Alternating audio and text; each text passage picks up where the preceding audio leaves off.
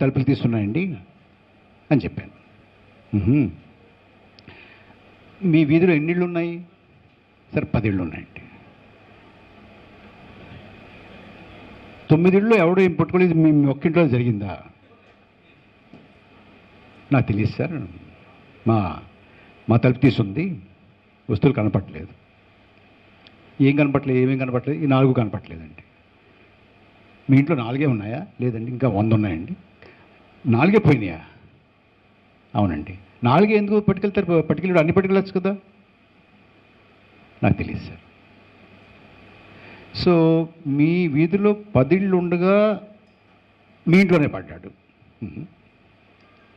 100 వస్తువులు ఉండగా 4 పట్టుకెళ్ళాడు. ఎట్నుంచి వచ్చాడు? నాకు తెలియదండి. ఏదో ఉండాలి కదా, పైనుంచి వచ్చాడా, కింద నుంచి వచ్చాడా, ఈ తలుపులోంచి వచ్చాడా, ఆ తలుపులోంచి వచ్చాడా, ఏం తెలియదా? తెలియదండి. మీరు కుక్కలు ఉంటాయి కదండి, పోలీసు కుక్కలు, మీరు వచ్చి కొంచెం మీరు చూడండి అని అడుగుతాను సార్, అంతే. నేను రామచంద్రయ్య గారు ఇలా జరిగి ఉంటుంది, అలా జరిగి ఉంటుంది, అలా జరిగి ఉంటుంది, ఇలా జరిగి ఉంటుంది అని చెప్పట్లేదు సార్. నేను ఒకటే ఏమంటున్నానంటే,